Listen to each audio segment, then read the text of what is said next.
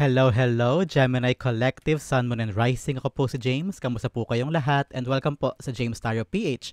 Diretso na po tayo sa inyong mid-May special Para reading. Ito pong pagkakataon para pag-usapan natin kung anong frequency and energy ng inyong usaping kaperahan sa mga oras na ito. Kaya sit back, relax, enjoyin mo Gemini ang ating reading for today. Gamitin mo ang iyong intuition para makuha mo yung akmang message na kaloob sa iyo ng spirit guides mo sa ating reading for today. Igurin nyo lang po yung maka-resonate kayo and leave the rest para po sa ibang Geminis yun. Okay po? So Gemini, thank you again for all of your donations ha. Saka po sa mga hindi nag-skip ng ads. Maraming salamat po sa yung generosity and kindness sa ating channel, especially po dito sa ating readings kada linggo. So Gemini, ano ang naghihintay sa inyo ngayong mid-May Para energy? Inhale and exhale. At the center of your reading, you have the Five of Swords. In the area of what you want, you have the Knight of Wands. In the area of what you need, you have the Ace of Cups. Wow. In the area of what's affecting your current energy, you have the Judgment card. Beautiful, beautiful. In the area of your near future, wow, meron kang Eight of Pentacles. In the area of your challenge this week, you have the Page of Wands. In the area of your fortune, meron kang Knight of Swords. Wow. Good news. In the area of your divine advice, you have the Eight of Wands. Beautiful, beautiful. And your outcome this time, Gemini, you have the Two of Wands. Wow! May aksyong mangyayari, may planong matutupad. Congratulations. At the bottom of your deck, Gemini, you have the Empress card. Meron kang binubuo this time, Gemini. O meron kang bagay na iniisip mo dapat mo simulan o dapat mong gawin. Pwedeng negosyo ito o sa trabaho. I'm seeing na parang this time around, iniisip mo muna yung sarili mo. Yung para sa'yo, yung kapakanan mo, yung kaligayahan mo. I'm seeing here na kung hindi ka magiging masaya, hindi mo gagawin. O kaya kailangan nasa right mindset ka o handang-handa ka na bago mo siya simulan o bago mo yakapin yung responsibility o yung goal na gusto mong buuin this time around. I'm seeing kasi na parang you're thinking long, hard enough nito mga nakaraang linggo, nakaraang buwan na parang iniisip mo, am I ready? O kaya, worthy na ba ako? O sakto na ba yung alam ko, yung skills ko para gawin ito, ganyan. Pero nakita ko talaga dito na mayroon kang binubuo eh. Something about a job or kinakompleto about something. Kaya parang kailangan handang-handa muna lahat bago mo gawin o bago mo siya sabihin sa ibang tao. So I'm hearing, ngayon parang ready ka na to start something new, something big, something talagang life-changing because Empress is a major arcana. So ito'y talagang babago sa buhay mo to. Ito'y prominente sa buhay mo at this time around. So ngayon, yung mga kinikilos mo ay talagang makaka-apekto sa binubuo mo this time. Pwedeng trabaho, o kaya negosyo, o kaya goal mo. Malaking goal sa life mo this time around. And I'm seeing na parang ingatan mo daw ang sarili mo, Gemini. Protect yourself. I think for yourself first daw. And kailangan talaga maligaya ka muna o komportable ka muna sa mga ginagawa mo bago ka talaga sumuong dyan, okay? Kailangan daw bukal sa loob at saka sigurado ka na ito talaga yung gusto mo bago mo subukan ulit gawin. Ano, Gemini? That's very profound for you. Parang nakita ko dito na parang kailangan muna makompleto, masatisfy muna sa Gemini, buong buo muna sa isip at puso niya bago niya ilatag o bago niya gawin yung mga bagay na gusto niyang gawin, okay? At the center of your reading, simulan na natin, you have the Five of Swords. Five of Swords, sinasabi niya na, okay, worth it lahat ng hirap, o worth it lahat ng drama, o conflict, o di pagkakaunawaan with other people, kasi nakikita mo yung greater good, Gemini.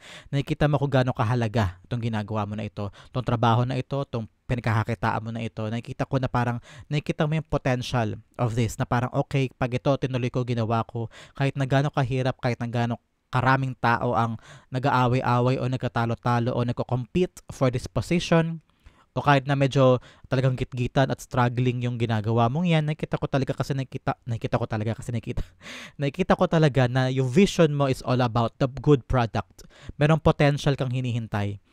Pinag-sumikapan mo kasi nakita mo yung good outcome. Kaya ngayon, kahit na minsan iniisip mo, worth it bang lahat? Sobra ng pagod, sobra ng gulo, dami ko nang nakakagitgitan, dami ko ng mga, minsan may mga drama, conflict with other people, pero iniisip mo, worth it ba lahat ng ito?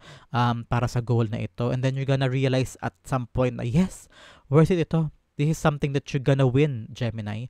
And I'm seeing talaga na you're gonna also develop the armor na parang kalasag sa katawan mo na kakayanin mo na kahit ano. Kasi nalagpasan mo na in the past. Ngayon parang mani-mani na lang yung ibang bagay. And lagi mo iniisip para sa anak ko to. Iniisip mo, para sa pamilya ko to, para sa bahay, para sa future. Kaya nilalaban mo ang lahat, kahit gaano kahirap. Okay? The Five of Swords being clarified by the Ace of Cups. Yes, it's all about your heart. Like kasi kanina, sa puso mo, kaligayahan, katuwaan. Oh, dalawang beses pa lumabas ng Ace of Cups. Nakita ko dito na naguugat lahat sa mga bagay na mahal mo, pinapahalagahan mo. Na kahit gaano ka nahihirapan, kahit gaano ka kabugbog, kahit gaano ka kapagod, nadadapa, nag-fail, nare-reject, kinakaya mo because alam mo kung para kanino ang kaligayahan na ito. Kung para kanino tong resulta na ito, tong goal na ito, tong matamis na bunga na ito, ay para sa mga mahal mo sa buhay. You'll be very, very happy once ma-reach mo ang outcome na ito. And I'm seeing that. Gemini. Itong pinaghihirapan mo na ito, pwedeng going abroad or papers or talagang trabaho. I'm seeing someone na nag-training.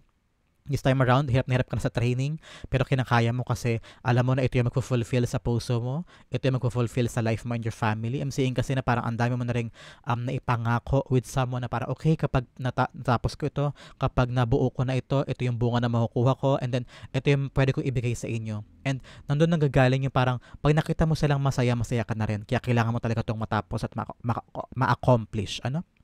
In the area of what you want, you have the Knight of Wands. Ito talaga gusto mo to buong puso. Gemini, itong tinatrabaho mo this time about usaping pera and career and trabaho. Ito talaga yung gusto mo magawin. Buo sa isip at puso mo yung laban na to. And you're gonna continue pushing this hanggang dulo. Walang makakapigil sa'yo, walang makakapagpahina sa'yo na okay, wag na lang gawin yan, wag na ganito, wag ganyan. Pero hindi palaban ka kaya mo gagawin mo, Gemini Kasi naniniwala ka talaga doon sa goal. Na-envision mo talaga Paulit-ulit ko sinasabi because the Empress card is someone na talaga may pinapanganak. May baby siyang pinapanganak at yung baby na yun, figuratively, yun yung mga bagay na pinangarap niya at pinagtrabahuhan niya at makukuha na niya yung bagay na yun at yun yung resulta, yun yung matamis na bunga ng pinaghirapan niya na inipon niya at pinagtrabahuhan niya for a very long time. At kaakibat niyan itong parang desidido at tawag doon? Sigasig mo this time, Gemini, na parang gagawin mo ang lahat, ipopush mo ang lahat, i-exhaust mo ang lahat, kahit pagod ka na, kahit nahihirapan ka, but because naniniwala ka sa goal mo, nilalaban mo. Knight of Wands is being clarified by the Knight of Wands being clarified by the Knight of Wands. Yes, you're very, very happy in this journey. Nakikita ko yung sigasig sa'yo. Yung parang, okay, kakayanin ko to, gamay ko to, I'm enjoying while I'm having a hard time. Ironic. I'm enjoying while having a hard time. Ibig sabihin, kahit parang katulad ng mga teachers, Gemini, yung parang kahit pagod sila sa klase, maraming issues sa co-teachers, kahit maliit ang sweldo, kahit minsan masakit sa ulo yung mga magulang ng mga bata, o mismo yung mga bata, mga estudyante, masakit sa ulo, pero enjoy sila, masaya sila, because yun yung calling nila So parang ganyan yung kita ko dito. Ginagawa mo kahit gaano kahirap, kahit parang minsan iniisip mo, worth it pa ba tong trabaho na ito, pero kinakaya mo because dito ka masaya Ito yung passion mo, ito yung calling mo And ngayon, in the area of what you want, you have to gusto mo lang talaga mag-enjoy at sumugod. Kasi ito yung parang bumubuhay sa'yo Hindi lang sa bulsa, kundi sa puso mo at kaluluwa mo Kaya ginagawa mo itong mga bagay na ito. Because you know na yung mga pinaghihirapan at gusto mong maabot ay abot kaya, abot kamay. Basta dire-diretso ka lang at mahalin mo yung ginagawa mo. In the area of what you want, of what you need, alam mo sa iba dito, hindi man ito related sa pera at trabaho at career.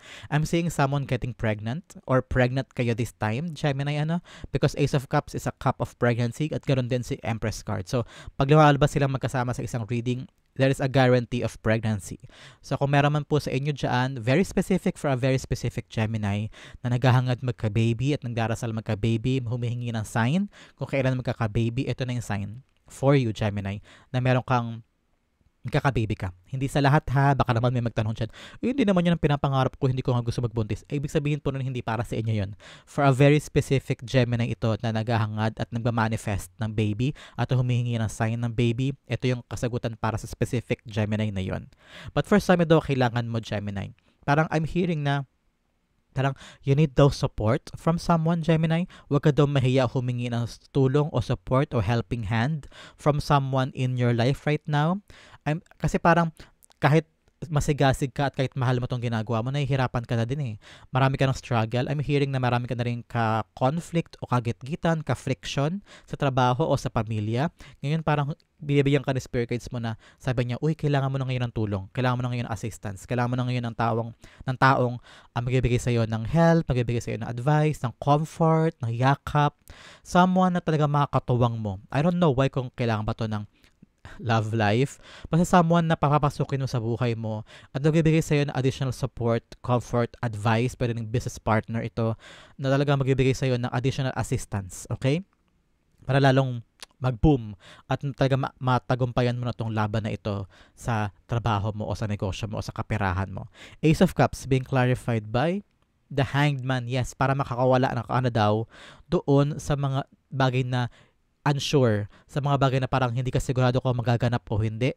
Siguro merong area sa trabaho mo na parang, okay, pinagkatagumpayan ko, ginagawa ko, pinagkasumikapan ko kahit mahirap, pero may mga area dyan na parang, hindi ako sure.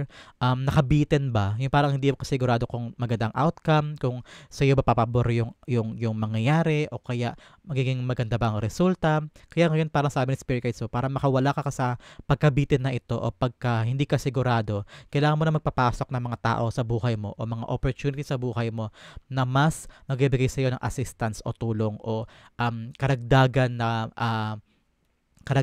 energy or something of an important value sa iyo para makawala ka na sa mindset o sa stuck area na yan. At I'm seeing here na yung mga taong yan makakatulong sa iyo para mas luminaw ang isip mo, para alam mo kung ano yung magiging atake mo so that makawala ka na sa mga conflict na ito at maging winner ka at the end of this all. Okay? In the area of what's affecting your current energy, you have the Judgment card. Ito ang naka-apekto dito. Kung bakit pilit mo nilalaban o pilit mo iniisip na, okay, siguro nga worth it ang lahat ng ito. Worth it tong nilalaban ko, worth it tong gulo na ito, worth it tong gusto ko mapanalunan because may nagising ka sa isang katotohanan, Gemini, in the recent past. Parang you realize na, okay, for me to be able to accomplish this, and to win this over at makuha ko yung mga bagay na gusto ko, parang meron ka na-realize bigla. I don't know kung ano yung na-realize mo. Pwedeng na-realize mo hindi mo to kayang gawin ng solo o na-realize mo na in the pursuit of doing things, kailangan mo talaga makipaglaban o makipagitgitan na parang, I'm hearing na trabaho lang, walang personalan, ganyan. Parang professional dapat tayong lahat dito, walang drama-drama, walang pakipakiramdam, walang puso-puso, walang personalan, ganyan. So, parang iniisip mo ngayon na, okay, ito ang trabaho natin sa meeting, ito ang sasabihin kong outcome, ito ang critics ko, ito ang criticism ko sa trabaho mo. So, huwag ka magagalit, huwag ka magdadamdam kasi trabaho lang to, ganyan. So, parang may na-realize ka, meron kang naintindihan bigla sa buhay mo, sa usaping trabaho at pera na parang, okay, this time around, I'm just gonna do what's right at wala na akong pakialam kung masaktan ka o magdamdam ka kasi ginagawa ko lang yung tama. That's what I'm seeing. I'm hearing na ito, ginagawa mo lang yung bagay na worth it sa puso mo at yung alam mong magpapasaya sa'yo at wala ka nang pakialam sa sasabihin na iba na ganito ang trabaho ko, ganito ginagawa ko, ito ang kailangan ko para kumita, and so, parang ganon. Parang this time around, hindi ka na nag-aalala sa sinasabi ng iba. Hindi ka na nag-aalala sa criticism o sa pangiyurak ng iba. You just do what you want and do kung ano yung best para sa'yo. Ano? Judgment cards being clarified by the Queen of Swords. Yes, ngayon talagang sasabihin mo, wala akong pakialam.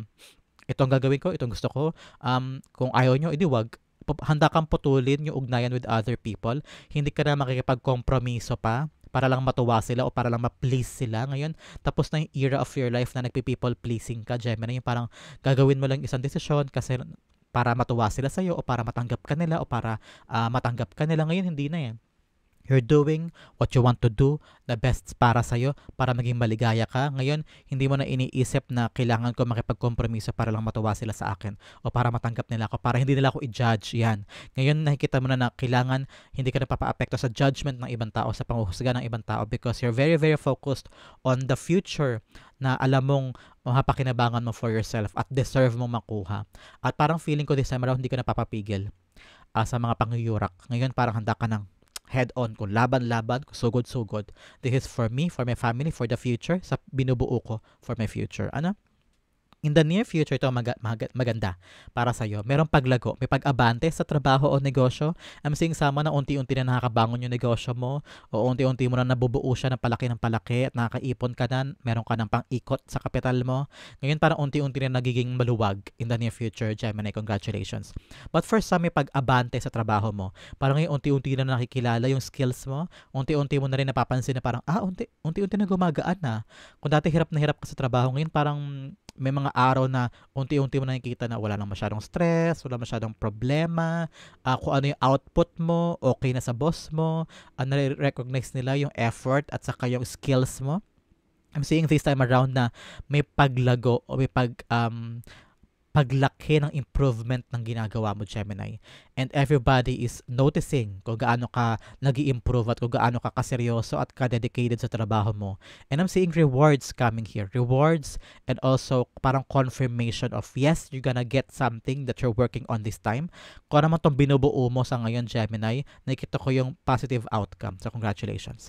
The Eight of Pentacles being clarified by the Ace of Pentacles. Yes, this will give you a brand new start. Itong tinatrabaho mo, itong skills na na-recognize sa mga tao sa paligid mo na nakita, uy, ang sipag ni Gemini, uy, ang galing naman ni Gemini, para ikaw yung the best of your endeavor. Parang ikaw yung parang isa sa mga pambato sa lugar ninyo na parang, uy, kapag may company chuchu o kaya may mga dapat na ipadala na best employee, ikaw ang pinapadala. At nakita ko na ito yung magbubukas sa'yo na bagong simula. A bigger goal, a bigger blessing. Pwedeng pag-angat sa trabaho, pag-angat ng iyong kita, kakaroon ng mas malaking kita o mas malaking return of investment sa iyong negosyo. O kaya sa work, talaga nakikita ko na may pag-angat sa iyong salary grade o kaya mapopromote ka. So congratulations, Gemini. Yakapin mo itong pentacle na ito, itong blessing na to sa iyong trabaho because this will give you the stability moving forward, okay? In the area of your challenge, this time, mid-May, Gemini, you have Page of Wands. Ngayon, sabi ng Spirit Guides mo, huwag kang matakot. Huwag kang mag-alinlangan, huwag mong pagdudahan ang sarili mong kakayanan. Ngayon, mas kailangang patunayan ang sarili mo na kung ano man ang gagawin mo, ikakayanin mo. At kung may duda ka sa sarili mo, ano pa yung iba tao, Gemini? So, kailangan palakasin mo daw yung tiwala sa sarili, tiwala sa skills, tiwala sa visions mo, na kung ano yung na-envision mo o napapangarap mo at nakikita mong kahantungan ng ginagawa mo this time, paniwala mo daw yun because you're gonna manifest and attract that outcome in your life. I'm seeing also here, focus ka, Gemini. Aralin mo ang dapat aralin and don't give up. Kapag medyo may mahirap, pag medyo may mga tao sa paligid mo na mataas ang kilay at nakataas ang kanang kilay at talagang naghihintay sila na mag-fail ka, ito ang mas talagang pagkugulang mo ng oras, atensyon at pagmamahal at effort because ito yung panahon na parang kailangan mo talagang patunayan sa kanila na worth it ang lahat at worth it ka at deserving mo ito, okay? Gemini, the Page of Wands being clarified by the Queen of Cups. Yes, ngayon ang kailangan talaga ilaan mo ang buong puso mo dito. I'm seeing talaga na parang kailangan mo ito tanongin ng sarili mo. Gaano ba ito kahalaga? Gaano ba ito kaimportante sa'yo? Para kanino ang tagumpay na lalabas out of this? Pag nasagot mo ang lahat ng iyon, madali mong yayakapin ito mga bagay na pagsubok o a challenge sa buhay mo this time around. Kakayanin mo at pilit mong yayakapin kasi alam mo yung outcome worth it. Yung outcome ay deserving at yung outcome ay sulit. Okay, Gemini? In the area of your fortune, ito maganda. May paparating sa yung good news, Gemini, this week. Good news about a job because Knight of Swords is a night of communication, giving you a speed na balita. Talagang mabilis to darating na lang to sa'yo, hindi mo akalain na nandyan na pala yung package o nandyan na pala yung pera, nandyan na pala yung message sa bangko na nailipat na yung pera o message from your boss, from the HR group na parang, uy, Gemini, na-receive mo na ba yung text, na-receive mo na ba yung tawag, okay na daw, approve na yung pera, approve na yung salary, approve na yung loan, ganyan. So may darating sa'yo yung good news about your kapirahan and negosyo this time around na kailangan mo antabayanan. This is something na talagang ikakatuwa mo. Congratulations, Gemini. The Knight of Swords being clarified by the Tower card. Wow, this good news will change your life, Gemini. This is parang mabilis sa darating. Both of these cards, Gemini, in their timeline is both quick movement. Tower, ito ay divinely God orchestrated na talagang event na mabilis darating sa life mo this time. Talagang magugulantang ka na lang nandyan na. And Knight of Swords is a quick messages from God na parang, oy, may good news na magpapabago sa buhay mo. This time around, saying here na magkakaroon ka ng magandang development sa inaasikaso mo, and this will change the dynamic sa trabaho o sa usaping pera na parang, okay, this time around, yes, makakaipon na ako. Yes, makakuha ko ng sweldo. Yes, makapauo ko na si boss sa matagal ko nang hinihiling sa kanya. Na parang, yes, this time around, ako naman mabibigyan ng incentive, ng bonus, na reward. Ngayon parang this time around, everything changes. May biglang magbabago sa life mo o sa trabaho o sa negosyo na parang everything is turning into something good, something beautiful. Kaya ang tabayanan yan ngayon pa lang. Congratulations na. Ngayon pa lang, pahingi na ng balato, Gemini. Ngayon pa lang mag-celebrate ka na para ma-attract mo agad-agad itong fortune na ito. Okay? In the area of your divine advice, Gemini, sa ngayong linggong ito, sabi ni Spirit Guides mo, Gemini, don't get overwhelmed with the good news. Huwag ka daw bigla-biglang parang hahayahay o kaya magiging kampante pag dumating na yung mga bagay na dinasal mo o yung ang tawag dito yung paggaan ng sitwasyon. Kasi I'm seeing talaga here, sabi ko kanina, in your near future, bigla-biglang mararanasan mo na gagaan na ang lahat, magiging smooth sailing na, magiging gamay mo na ang sitwasyon, hindi na ka na mahihirapan, especially sa pagpasok ng bagong blessing. Pero sabi ni Spirit Guides, paalala nila, hinay-hinay ka lang, huwag ka masyadong, I'm hearing, I don't know why kung tamang sabihin to, parang huwag ka daw masyadong masaya. Kasi pag masyadong masaya, nagiging kampante, nagiging hayahay, nagiging padalos-dalos, yan. Because Eight of Wands also is an act of quick movement. Mabilis din ito. Mabilis na movement. So this time around, huwag daw palagpasin yung mga bagay na dumarating sa life. Maging focused ka at tuunan mo na maraming oras at atensyon yung mga ginagawa mo. Huwag ka daw kampante, Gemini, okay? Because sometimes blessing can come and go. Lalo na kung hindi mo siya inalagaan. So make sure nakafocus ka at inaalagaan mo yung mga bagay na pinagkakalob sa'yo ni God, okay? The Eight of Wands being clarified by the Ace of Wands. Yes, dapat malinaw ang isip, nakafocus ka, talaga nakatutok ka dyan. Always find a light bulb moment. Parang laging mabilis ang isip mo daw. Kung gaano kabilis dumating ang mga endeavor, good news, o mga bagay na makakatulong sa'yo, dapat din matalas ang isip mo daw na kung paano mo i-spend o gagamitin ang mga bagay na yan sa buhay mo. I'm hearing na spend your money wisely. Mag-ipon ka daw, Gemini. Naririnig ko yung download. Mag-ipon ka. Huwag basta-basta gastos. Panghawakan mo daw yung lumalabas at pumapasok sa'yo na pera. At lagi mo daw isipin yung great idea kung paano mo siya magagamit ng pangmatagalan. Okay?